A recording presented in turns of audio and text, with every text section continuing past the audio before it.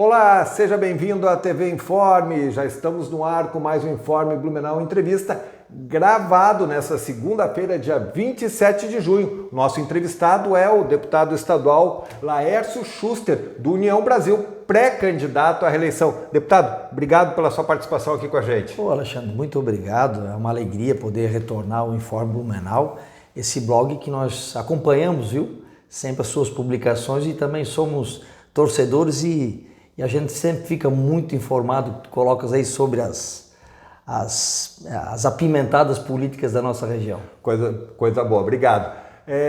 Deputado, vamos lá. Quais são as credenciais do teu mandato para o senhor tentar a reeleição? Por que o eleitor tem que dizer assim, valeu a pena, vamos votar de novo no Laércio Schuster?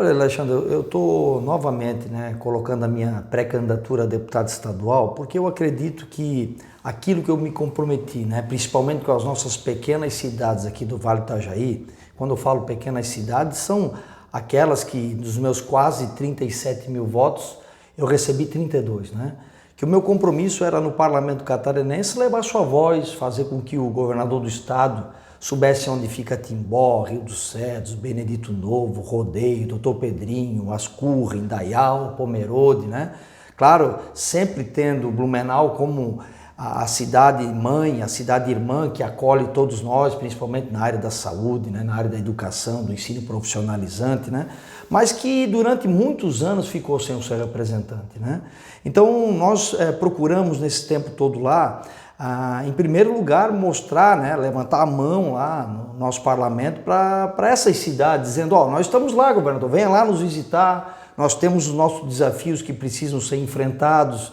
e muito dessas obras estruturantes que essas pequenas cidades precisam, no qual eu fui prefeito da cidade de Timbó, uma pequena cidade que eu me orgulho muito, durante 8 anos, eu senti na pele, Alexandre, que você precisava resolver os seus grandes desafios, mas com o dinheirinho da prefeitura você não conseguia, Aí você precisava da mão amiga do Estado ou do governo federal para fazer com que isso pudesse sair do papel.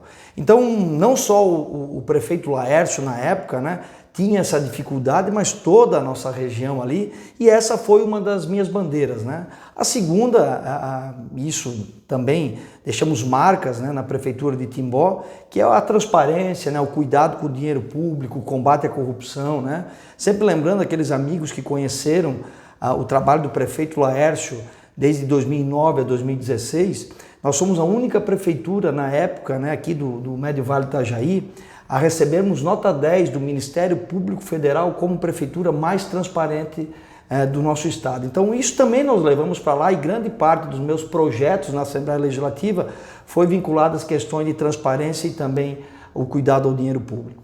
Deputado, o senhor também foi um dos, digamos assim, algozes do governador Carlos Moisés na Assembleia. O senhor teve sempre uma postura muito combativa contra o governo dele, e principalmente no processo de impeachment. O senhor teve o voto contrário quando todos os outros colegas seus votaram pela absolvição dele. O senhor foi o único parlamentar que teve. Como é que o senhor entende esse processo? O governador acabou sendo absolvido dentro do que se previa as regras do impeachment, foi também absolvido nas outras esferas da investigação. Como é que o senhor vê a sua postura naquele momento e o resultado agora, como é que estamos aí um ano depois?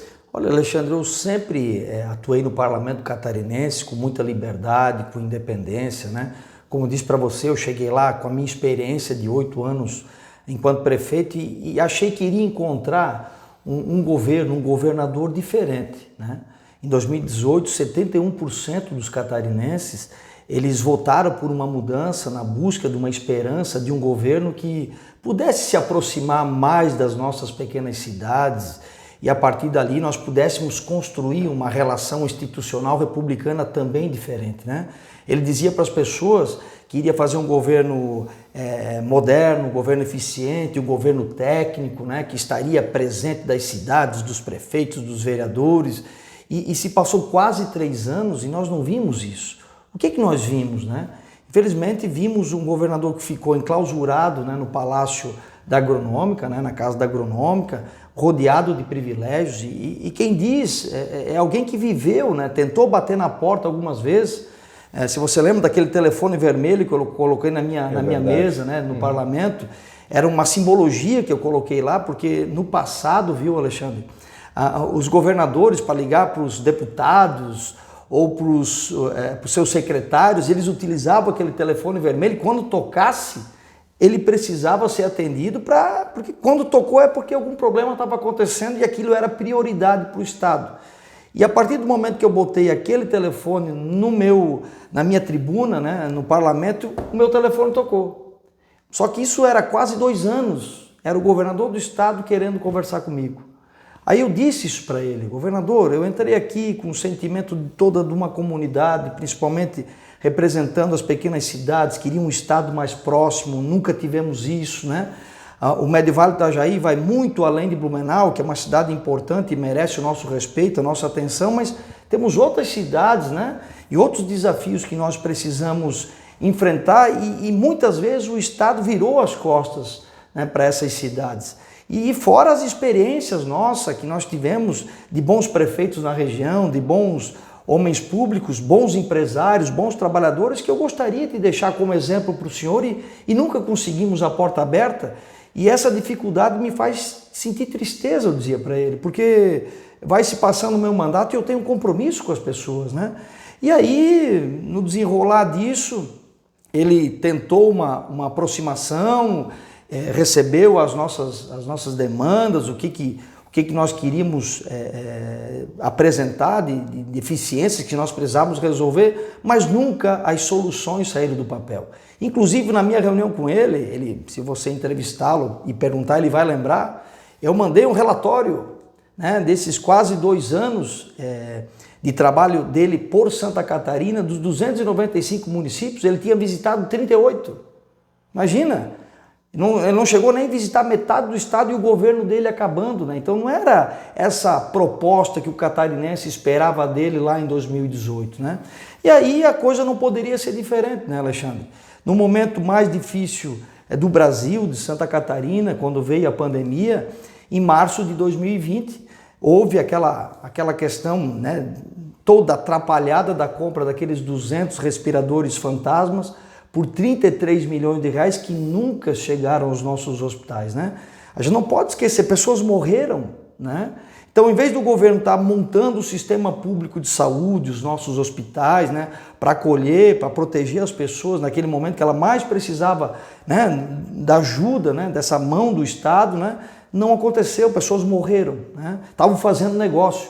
E só não foi mais para frente, Alexandre, todas essas questões de dinheiro público, de sacanagem e todo esse mal feito, porque o Tribunal de Contas chegou a pegar aquela questão do hospital de campanha, você lembra? Era 80 milhões de reais, que se eu não me engano era em Itajaí ou Balneário Camboriú, queriam montar um grande hospital de campanha, já acordado, a empresa sendo contratada também sem licitação. Aí o Tribunal de Contas pegou e cortou todas essas questões, mas dos respiradores não deu tempo.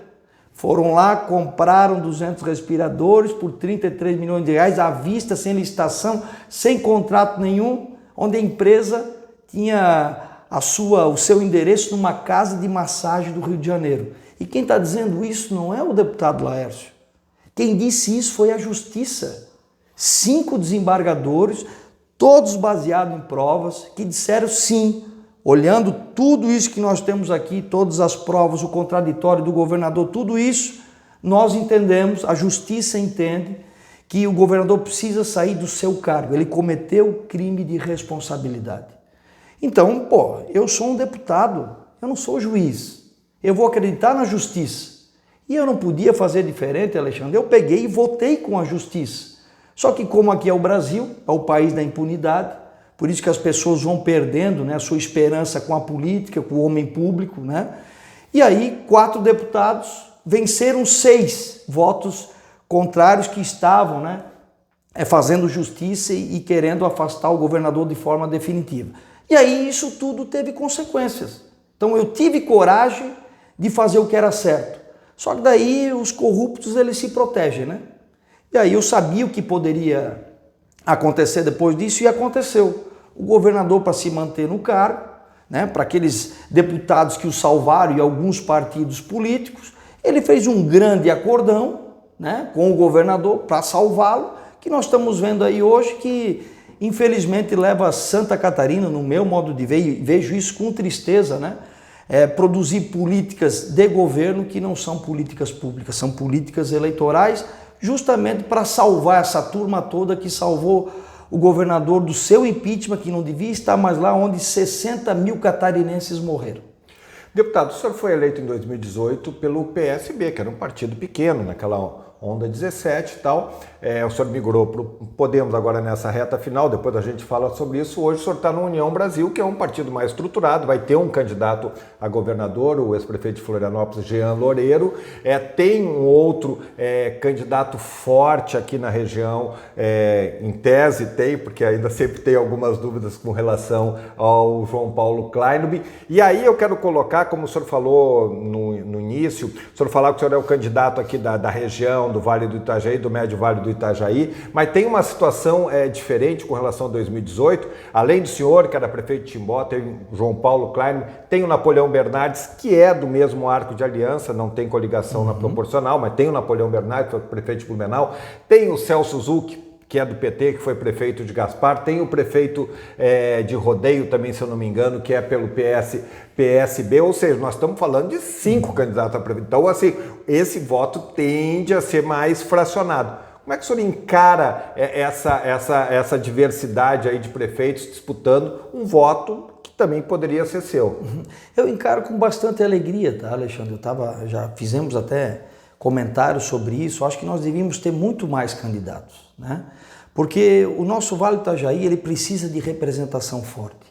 E eu estou muito feliz que eu estou podendo participar desse momento político, momento eleitoral, né, com pessoas que eu tenho admiração, tenho carinho, tenho respeito. O João Paulo Kleinube, quando ele foi prefeito, eu também fui prefeito de Timbó, e ele me ajudou muito naqueles momentos difíceis, né, das nossas enchentes, enxurradas, deslizamentos naquele momento. Foi meu primeiro mandato, ele estava já no segundo dele, né? Com a experiência dele, nos ajudamos, formei grandes amizades, como o ex-vice-prefeito dele, o Edson Brunson. Então eu tenho uma relação com o Blumenau muito boa e de gratidão, né? E quanto mais representantes nós tivermos, Alexandre, é melhor para o nosso Vale do Itajaí. O problema é que nós precisamos entender que nós temos que votar nas pessoas do Vale. Votando nas pessoas do Vale, hoje, vamos dar uma olhada, como é que se resumiu a nossa representação hoje? Com apenas 4 deputados estaduais. 3 são aqui de Blumenau e o Laércio lá de Timbó. Não temos deputados federais, não temos senador, não temos vice-governador, não temos governador. Eu acho que o nosso Vale do Itajaí ele precisa novamente reconquistar o seu protagonismo no cenário catarinense, para ir juntos, né? Gostando de Blumenau, gostando das nossas pequenas cidades, nós possamos nos abraçar e brigar, né, no bom sentido, para que as grandes obras, né, venham para o nosso Vale do Itajaí. E a gente não perca, né, essa força política para outras regiões que também merecem todo o esforço, todos os recursos, mas que hoje nós vemos constantemente o direcionamento dos investimentos do Estado para outras regiões de Santa Catarina. Isso é fruto, infelizmente, né, desse enfraquecimento político que nós estamos tendo aqui no Vale. Muito desse enfraquecimento se deu a uma espécie de demonização da política 2017, 2018, uma criminalização da política, e que acabou gerando uma onda 17 que foi um tsunami em todo o país. Em Santa Catarina foi o estado talvez mais emblemático disso. O senhor acha que vai se repetir? Olha, a minha eleição, eu sou uma pessoa bastante pragmática para algumas coisas e sou sonhadora em outra. A minha eleição de 2018, o meu eleitor, aquele que acreditou no prefeito Laércio, ele votou em mim pela minha história. A história da minha família, minha história enquanto homem público, minha história de retidão, de ser correto, de ser transparente, né? Só que grande parte do catarinense, não só do catarinense, do brasileiro, votou na esperança, votou no número, né? Votou numa pessoa, né? E com isso, quando o eleitor ele se move por sentimentos, ele pode cometer, por emoções, ele pode cometer erros, né? Eu acho que um dos erros foi Santa Catarina. Nós votamos no governador Moisés por causa do número 17 do Bolsonaro e chegou à cadeira de governador alguém que nem plano de governo tinha. não sabia o que fazer para Santa Catarina. Eu sempre cito um exemplo, Alexandre, porque dinheiro público ele é tanto do mais rico quanto do mais pobre. E se nós temos que cuidar do dinheiro público, nós temos que ter o mínimo de planejamento. O governador, na sua reforma administrativa, ele acabou com a Secretaria de Estado de Planejamento. Hoje o planejamento do Estado catarinense, sabe onde é que ele é feito? Numa LDO, Lei de Diretrizes Orçamentárias. Aquele orçamento que ele manda para o governo todo ano para os deputados aprovarem. E sabe quanto tempo tem esse planejamento de longo prazo? 4 anos. Então você imagina, você pensar Santa Catarina para 4 anos. Mas por que ele faz isso? Porque não tinha experiência, não tinha preparo, né? As pessoas votaram no Bolsonaro, no 17. E ele era o governador do Bolsonaro. E aí deram essa confiança para ele e o resultado de Santa Catarina está aí. E eu tenho sido sim um crítico construtivo do governo Moisés, porque eu não posso admitir, Alexandre, você ter as estradas estaduais como nós temos, nós não conseguimos andar nelas, só buraco. Você não vendo o desenvolvimento indo pela 116, Santa Cecília, aquela região toda pobre, e não tendo apoio do Estado, principalmente de logística e infraestrutura, para fazer as pessoas viverem, as mulheres lá trabalham em madeireiras, botando aqui, ó, as tábuas nas costas, mulheres, é uma tristeza. Por quê? Porque não tem emprego, o que sobra para elas é trabalhar em lugares assim, onde deveriam ser trabalhos de homens, que são mais fortes, né?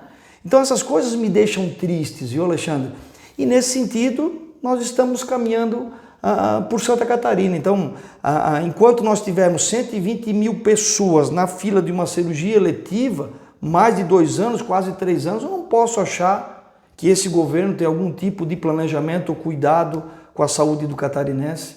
Não é porque você hoje vê fotos, flashes, assinando documentos, cartas de intenções que o Estado está bem, não. Isso para mim não é política de governo. Isso aí para mim é política eleitoral, onde eu não tenho dúvida, até aqui aponto já para ti.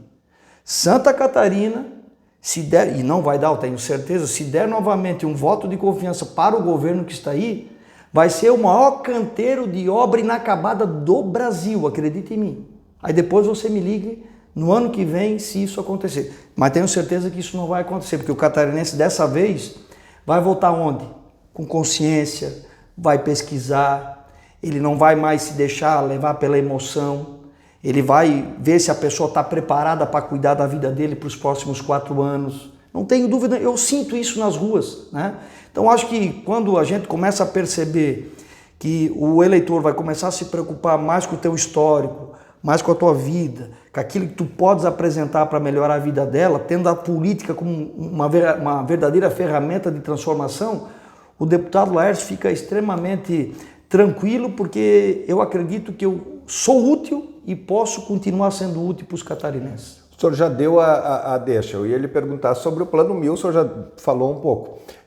Praticamente todos, o senhor, né, talvez o senhor consiga me apontar algum aqui da região, algum prefeito que esteja incomodado com o Plano 1000. O senhor foi prefeito, o senhor sabe da dificuldade, né? Pegando um exemplo, por exemplo, de Ascurra, com o prefeito Arão, a grana que ele aportou numa obra só é o orçamento de um ano na cidade.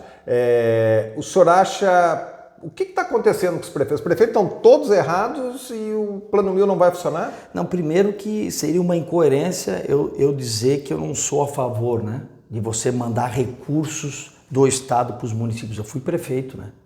Meu Deus, o prefeito ele anda com pires na mão em Florianópolis, em Brasília, 200 vezes por ano, tentando resolver os seus grandes problemas.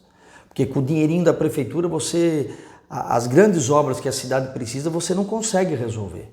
Então, a minha tristeza nesse processo, não sou a favor, sim, do Estado devolver o que é nosso de direito, principalmente para prefeitos investirem, né?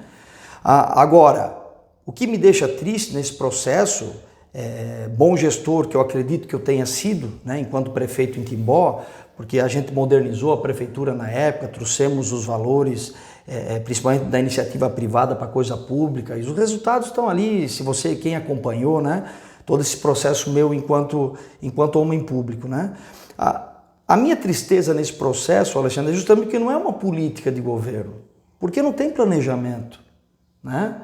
Simplesmente o Estado, nesses 2 anos, aumentou a sua arrecadação justamente por causa da inflação. Só foi por isso, é só você pegar números. Disparou o ICMS da gasolina porque aumentou a gasolina, disparou o ICMS na conta de luz porque disparou a conta de luz. Agora é para ter um aumento de 62% na conta de luz. Então não é um recurso real na conta do Estado.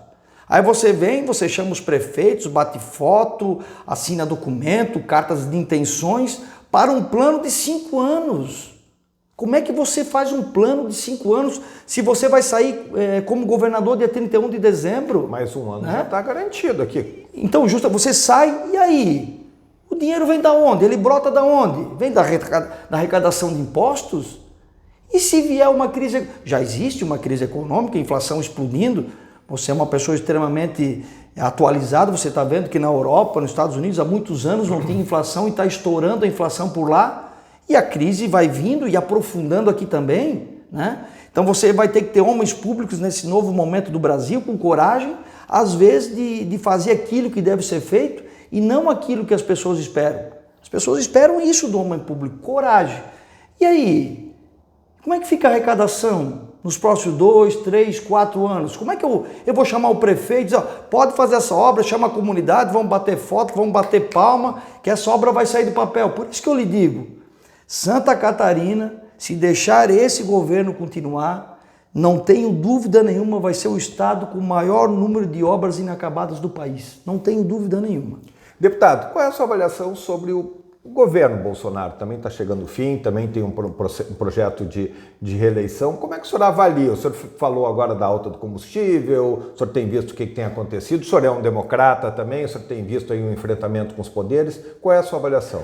Olha, Alexandre, quem conhece um pouco da minha história política em Timbó, eu sempre tive um sonho, né, de prefeito, de criança, que era ser prefeito da cidade. Então, desde pequenininho, o debate político sempre teve na mesa de refeição na minha casa. Eu vejo política com alegria, política para mim não é um fardo, eu gosto de discutir política. Por outro lado, eu sempre fui ensinado a saber escolher o meu candidato, desde novo. Aí quando eu fiz o meu primeiro voto com 18 anos, eu pesquisei meus candidatos, eu buchei, né, quem é a vida deles, eu fui em reuniões, né, eu queria saber o que eles podiam fazer para mim, para minha família, para poder nos ajudar, quais perspectivas que eu teria enquanto jovem. Eu sempre fui uma pessoa que fui estimulada a isso. E o que a gente vê no Brasil hoje, infelizmente? Não só hoje, nós já estamos vendo há algum tempo, uma tal polarização, né, do governo Bolsonaro, da extrema-direita, da extrema-esquerda, onde o verdadeiro debate ele não aparece na mesa. Qual é o verdadeiro debate? O que as pessoas vão fazer para nós, para melhorar a nossa vida? Opa, estamos com inflação galopante, as pessoas estão lá no supermercado, cada dia mais eu vou comprar alguma coisa, está sempre subindo. Meu Deus, de repente chegou debaixo da minha porta a conta de luz com 62% de aumento. O combustível, eu sou um representante, eu não consigo mais caminhar porque eu não consigo mais, esse custo está me matando como microempresário, como empreendedor. Não deveria estar sendo discutido isso. O que eu irei fazer para poder amenizar essas dores, esse sofrimento, criar uma perspectiva para as pessoas? Você não vê isso em nenhum lugar, nem da extrema direita e nem da extrema esquerda. Então esse debate ele sumiu do papel. Como é que você está? Não sei te dizer, porque eu não vejo solução, ninguém me diz o que vai fazer. Eu só estou vendo reflexos de uma política pública, né? Mas eu lhe perguntei sobre o governo Bolsonaro, qual é a sua avaliação? Aí a gente só vê reflexos dessa política pública. O que estão fazendo para poder melhorar, baixar o combustível? O que eu pretendo fazer? Mas eles estão há 3 anos e pouco e não, né? Agora está fazendo uma enquadrada na Petrobras, que é uma contradição. Parece que ele não tem uma... Já é o segundo ou terceiro presidente, quarto. Como se isso fosse resolver o problema da Petrobras, né? Então eu fui, o Alexandre, um incentivador, eu estava torcendo para que surgisse uma terceira via, de coração, que se surgisse uma terceira via viável, né? Talvez esses debates que nós estamos esperando respostas que eu não tenho para te dar. O que vão fazer para o combustível? Eu não sei. O que vão fazer para a energia elétrica? Eu não sei, porque eles não estão dizendo.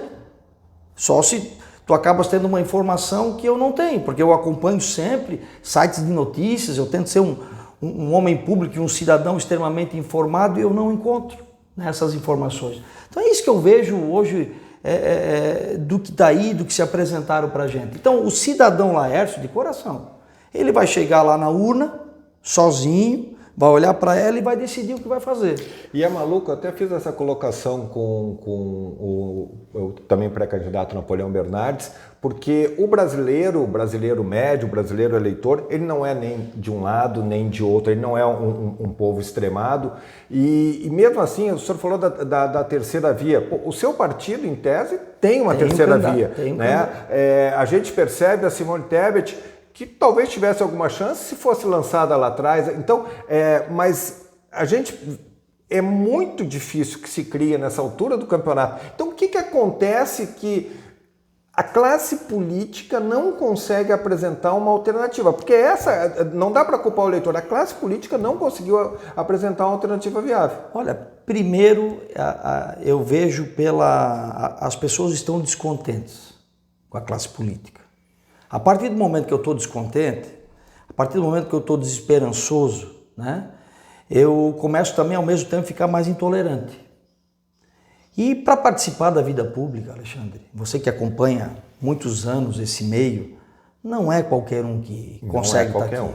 Né? Porque você se coloca, né, para as pessoas, elas têm acesso à tua vida, a tua vida já não é mais como tu gostaria que fosse, até você tem que demonstrar respeito, né, pelas pessoas. Então, eu sou uma pessoa que gosto de quando estou no meu cargo público, de ser uma pessoa extremamente preocupada com o que as pessoas pensam de mim, sim, porque eu estou ali representando as pessoas, né?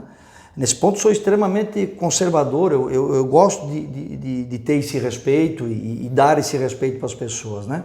E aí acontece o que? As pessoas de bem não querem mais participar desse meio, não querem, porque não é fácil, né? Você entra aqui no Facebook, estão lá, ó, que laiando, no Instagram, então, e às vezes sem te conhecer. Sim. Elas estão ali formando opinião sobre a tua vida e nem te conhece, nunca foram te pesquisar, não sabe o que tu fez. Então é difícil. Então como é que eu vou ali pedir para alguém participar? Quando a gente fala da classe política, é por isso que daí esses caras que têm sangue frio, não estão nem preocupados com as pessoas, estão nem aí para muitos temas, por isso que o Brasil está como está, né? Em determinadas questões. Porque aquilo que se deve ser atacado para melhorar o nosso país, fica na mão daqueles que não têm nem qualificação e muito menos interesse ou compromisso com o seu eleitor, porque às vezes nem conhece o seu eleitor. Não existe aquela convicção de eu votar naquela pessoa. Então eu acho que é isso. Aí depois os partidos, aí vamos para outro campo, né? Aí depois os partidos também, nas suas cúpulas, né? Sendo dominadas pelos mesmos 20, 30, 40 anos. Então, você acaba, olha, para permanecer nesse momento do Brasil, fazer aqui uma voltinha para o passado, viu, Alexandre? Eu falei que eu faço política com alegria e faço mesmo, eu trabalho todo dia feliz. Isso é um mundo que eu amo, eu acho que eu sou útil, né? O dia que eu não achar que eu sou útil, eu sou o primeiro a levantar a mão e vou embora, porque eu aprendi isso em casa, eu me dou mesmo. Para mim isso aqui é como um ato cristão de servir, né? As pessoas me deram essa oportunidade e eu trabalho muito. Eu fiz mais de 100 mil quilômetros já por Santa Catarina, conheço todas as regiões, não conheço todas as cidades, mas eu quero tentar conhecê-las todas, né? Eu saí segunda-feira de casa, segunda passada, e voltei para casa sábado à noite, né? Graças a Deus eu tenho uma esposa querida, meu filho, meus amigos, né? Meus pais e meus irmãos compreendem, porque eu sou feliz fazendo isso, né? Então, nesse sentido, Alexandre, eu acho que a nossa contribuição, e eu quero, nesse meu momento, é poder, através do meu exemplo, né, poder ser uma fonte de inspiração para um jovem que talvez está triste com o seu representante ou triste com a política. Se talvez eu não seja o melhor representante para ele, então ele venha para cá, para esse meio, participe, porque sem dúvida nenhuma lá atrás da câmera tem alguém que quer se sentir representado de uma outra forma, mas a gente tem que participar, senão tu não consegue, né, romper esse meio, né? Então é uma luta difícil, né, porque a gente acaba sendo romântico e você tentando produzir uma política diferente, que eu aprendi lá no passado, né? Eu sou da escola da boa política de antigamente, viu, Alexandre? Eu sempre falo o que deve ser dito. No tempo do meu avô, e isso eu aprendi, as pessoas pediam conselho para um político. No tempo do meu avô, o meu avô era o padre, meu avô era o médico, meu avô era o motorista da ambulância, porque só tinha às vezes aquele veículo na cidade, né? Então as pessoas olhavam para o homem público com um extremo respeito, e quando eu cheguei no meu tempo, lá em 2009, foi como é que eu posso te dizer, Ei, mas calma aí, mas isso, a vida que eu estou vivendo real agora, não é aquela vida dos livros, né, e dos contos do meu avô que eu estou vivendo, não, eu encontrei, de repente, um mundo menos tolerante, né?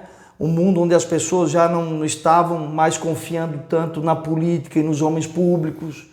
E isso tudo te leva ao quê? Te leva, às vezes, cair um pouco, aí tu começas a ficar triste e estar confrontando nesse dia a dia ali com coisas que tu nunca viveu e não imaginava. Aí eu penso, meu Deus, como pedir para uma pessoa de comunidade, uma pessoa do bem, participar desse mundo, se nós estamos ficando intolerantes, né? Então hoje o meu trabalho tem sido basicamente isso. Eu acordo cedo, durmo tarde, toco a vida, tento produzir meu trabalho público da melhor maneira possível, mas que no final eu consiga resgatar a confiança das pessoas no político e na política, porque senão... Deputado, eu quero lhe agradecer e parabenizar. Eu sempre saúdo, agora em seu nome, para todos aqueles que colocam o nome, colocam a cara para bater. Não é fácil, o senhor falou tudo agora na sua última resposta, porque as pessoas são muito cobradas, as pessoas não conhecem o trabalho das pessoas e se arvoram a ficar apontando o dedo, e não é fácil assim. Então, se você tem um interesse, não gosta de procura, ainda mais para deputado, está cheio de parlamentar, mas com respeito, isso. Porque esse nosso modelo pode não ser perfeito, mas é o melhor que temos. É o democrático. Obrigado mais uma vez, deputado. Pô, Alexandre, obrigado. Me senti muito à vontade aqui na sua entrevista. Sorte sempre para esse teu blog, que merece aqui. Aqui tem notícia direta, notícia responsável. Sou teu fã nessa tua caminhada aqui, nessas tuas entrevistas. Então, obrigado pela oportunidade de conversar com as nossas famílias. Mais uma vez, obrigado, boa sorte na empreitada e obrigado a você que nos acompanhou até agora. Grande abraço, até a próxima.